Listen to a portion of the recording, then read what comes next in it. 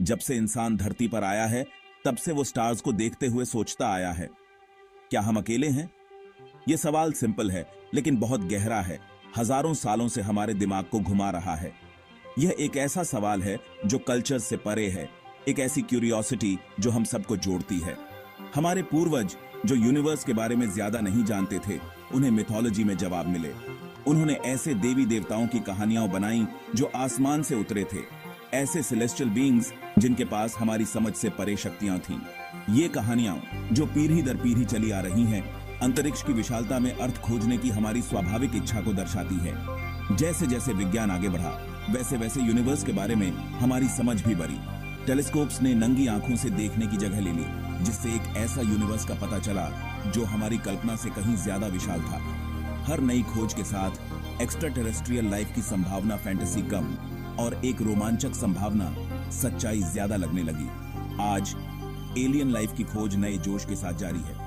वैज्ञानिक किसी भी इंटेलिजेंट सिविलाइजेशन के संकेत के लिए आसमान में रेडियो सिग्नल्स की खोज कर रहे हैं। वे दूर ग्रहों का अध्ययन करते हैं, जीवन के संकेतों के लिए उनके एटमॉस्फेयर्स का विश्लेषण करते हैं।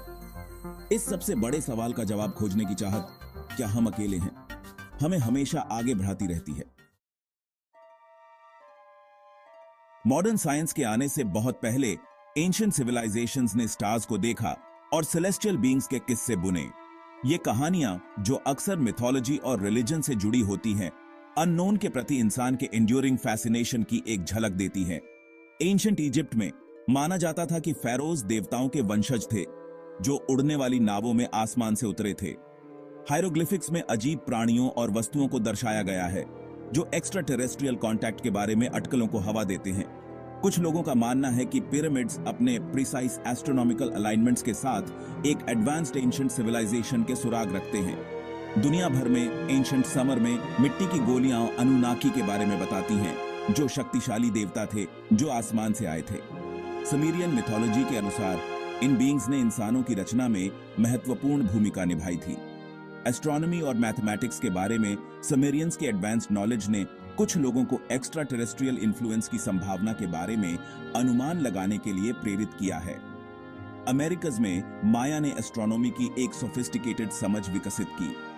उनके जटिल कैलेंडर्स जो आश्चर्यजनक सटीकता के साथ स्टार्स और प्लैनेट्स की गतिविधियों को ट्रैक करते थे, कॉस्मोस के साथ एक गहरा संबंध बताते हैं। कुछ लोगों का मानना है कि माया का advanced knowledge extra terrestrial visitors द्वारा दिया गया था। ये एंशिएंट टेल्स, जबकि अक्सर इन्हें मिथोलॉजी मानकर खारिज कर दिया जाता है, अननोन के प्रति इंसान के एंड्यूरिंग फैसिनेशन की एक झलक पेश करते हैं। वे हमें याद दिलाते हैं कि अंतरिक्ष की विशालता में अर्थ खोजने की इच्छा नई नहीं है, बल्कि ह्यूमन एक्सपीरियंस का एक अभिन्न अंग है। साल था 1947। न्यू मैक्सिको के रॉसवेल नाम के एक शांत से शहर में एक ऐसी घटना घटी जिसने आसमान को देखने के हमारे नजरिए को हमेशा के लिए बदल दिया। यह घटना इतनी असाधारण थी कि इसने पूरे विश्व का ध्यान अपनी ओर खींचा। जो एक क्रैश्ड वेदर बैलून से जुड़ी एक ऑर्डिनरी घटना के रूप में शुरू हुई, वह जल्दी ही 20वीं सदी के सबसे स्थायी रहस्यों में से एक में बदल गई। यह घटना एक साधारण दुर्घटना से कहीं अधिक बन गई। यह सब मैक ब्रेजल नाम के एक रैंचर के साथ शुरू हुआ, जिसने अपनी प्रॉपर्टी में बिखरे हुए अजीबोगरीब मलबे को खोजा। यह मलबा किसी भी सामान्य वस्तु से बिल्कुल अलग था।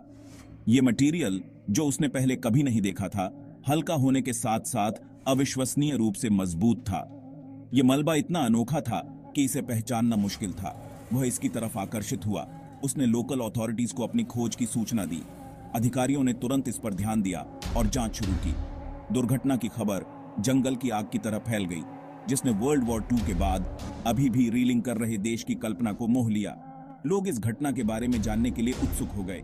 सेना ने शुरू में एक फ्लाइंग डिस्क की खोज की पुष्टि करते हुए जल्दी से अपने बयान को वापस ले लिया, यह दावा करते हुए कि मलबा बस एक गिरे हुए वेदर बैलून का था। यह विरोधाभासी बयान लोगों के मन में और भी संदेह पैदा कर गया। हालांकि नुकसान हो चुका था। लोगों के मन में सवाल उठने लगे थे, संदेह के बीज बो दिए गए थे और रॉसवेल इंसिडेंट जल्दी ही यूएफओ एंथुसियास्ट के लिए बहस का विषय बन गया। इस घटना ने कई लोगों को सोचने पर मजबूर कर दिया। साजिश के सिद्धांतों की भरमार हो गई। कई लोगों का मानना था कि सरकार एक्स्ट्रा टेरेस्ट्रियल विजिटेशन के बारे में सच्चाई को छुपाते हुए एक बड़े कवर अप में लगी हुई है। ये विचार तेज़ी से फैलने लगा। रॉसवेल इंसिडेंट, चाहे वह एक असली यूएफओ क्रैश हो या गलत पहचान का मामला, पॉपुलर कल्चर पर इसका गहरा प्रभाव पड़ा। इस घटना ने फिल्मों, किताबों और टीवी शो में अपनी जगह बना ली। इसने यूएफओ साइटिंग्स की एक लहर दिला दी और पृथ्वी से परे जीवन की संभावना के बारे में एक राष्ट्रीय बातचीत को जन्म दिया। इस घटना ने लोगों को अंतरिक्ष और उसमें छिपे रहस्यों के बारे में सोचने पर मजबूर कर दिया। 1961 में पोर्ट्समाउथ, न्यू हैम्पशायर के एक कपल ने एक ऐसा अनुभव किया जिसने उनकी जिंदगी हमेशा के लिए बदल दी। बेटी और बार्नी हिल, एक साधारण दंपति, एक असाधारण घटना का सामना करने वाले थे। छुट्टी से घर लौटते समय बेटी और बार्नी हिल ने दावा किया कि उन्हें एक्स्ट्रा टेरेस्ट्रियल बीइंग्स ने अबडक्ट कर लिया था। यह दावा न केवल उनके लिए बल्कि पूरे विश्व के लिए चौंकाने वाला था। उनकी कहानी, जो अजीब रोशनी, गुम हुए समय और ज्वलंत सपनों से भरी थी, इतिहास के सबसे प्रसिद्ध और विवादास्पद अपहरण मामलों में से एक बन गई। यह घटना न केवल उनके जीवन को बदलने वाली थी बल्कि यूएफओ और एक्स्ट्रा टेरेस्ट्रियल लाइफ के प्रति लोगों की सोच को भी प्रभावित करने वाली थी। हिल्स के अनुसार वे हाईवे के एक सुनसान रास्ते पर गाड़ी चला रहे थे। तभी उन्होंने आसमान में एक अजीब सी रोशनी देखी। यह रोशनी इतनी विचित्र थी कि उन्होंने इसे नजरअंदाज नहीं कर सके। जैसे जैसे वे गाड़ी चलाते रहे, रोशनी उनका पीछा करती हुई प्रतीत हुई, जो बड़ी और तेज होती गई। यह अनुभव उनके लिए बेहद डरावना था। बार्नी करीब से देखने के लिए गाड़ी रोककर ने दावा किया कि उन्होंने सड़क के ऊपर एक डिस्क के आकार की वस्तु को मंडराते हुए देखा था। यह दृश्य उनके लिए अविश्वसनीय था। भयभीत होकर दंपति तेजी से भागे, सिर्फ खुद को मीलों दूर सड़क पर ले जाया हुआ पाया, बिना बीच के समय की कोई याद के। उसके बाद के दिनों और हफ्तों में बेटी और बार्नी दोनों ने बुरे सपने और चिंता का अनुभव किया, जिसके कारण उन्हें पेशेवर मदद लेनी पड़ी। यह अनुभव उनके मानसिक स्वास्थ्य पर गहरा असर डाल रहा था। हिप्नोसिस के तहत हिल्स ने एक स्पेसक्राफ्ट में ले जाए जाने और अजीब धूसर चमड़ी वाले प्राणियों द्वारा मेडिकल एक्सपेरिमेंट्स के अधीन होने की एक भयादेंक कहानी सुनाई। यह कहानी सुनकर हर कोई हैरान रह गया। उनकी कहानी, जबकि कुछ लोगों ने संदेह के साथ लिया, उन लोगों के साथ गूंजती रही जिन्होंने समान अनुभव होने का दावा किया था। यह घटना एफओ समुदाय में एक महत्वपूर्ण चर्चा का विषय बन गई। बेटी और बार्नी हिल अपहरण का मामला आज भी बहस का विषय बना हुआ है। यह मामला आज भी लोगों के बीच चर्चा का केंद्र बना हुआ है। क्या यह एक्स्ट्रा टेरेस्ट्रियल बीइंग्स के साथ एक वास्तविक मुलाकात थी, या तनाव, नींद में लकवा मार जाना, या यहां तक कि धोखाधड़ी का नतीजा? यह सवाल आज भी अनुत्तरित है। सच्चाई जो भी हो, हिल्स की कहानी हमारी कल्पनाओं को मोहित करती रहती है और अननोन के प्रति हमारे आकर्षण को बढ़ावा देती है। यह कहानी हमें यह सोचने पर मजबूर करती है कि क्या हम इस ब्रह्मांड में अकेले हैं या नहीं। हमारे ऊपर का आसमान अंतहीन आकर्षण का स्रोत बना हुआ है और यह आकर्षण सदियों से मानवता को मोहित करता आ रहा है। दुनिया भर में अनआइडेंटिफाइड फ्लाइंग ऑब्जेक्ट्स की रिपोर्ट सामने आती रहती है, जो हमारे जिज्ञासा को और भी बढ़ा देती है। रात के आसमान में टिमटिमाती रोशनी से लेकर कैमरे में कैद अजीबोगरीब वस्तुओं तक यूएफओ साइटिंग्स बहस छेड़ते रहते हैं और हमारी कल्पनाओं को हवा देते हैं। ये घटनाएं हमें सोचने पर मजबूर करती हैं कि क्या हम इस ब्रह्मांड में अकेले हैं। जबकि कई साइटिंग्स को वेदर बैलून्स, एयरक्राफ्ट या यहां तक कि धोखाधड़ी जैसी सामान्य घटनाओं के लिए जिम्मेदार ठहराया जा सकता है, कुछ मामले आसान स्पष्टीकरण को धता बताते हैं।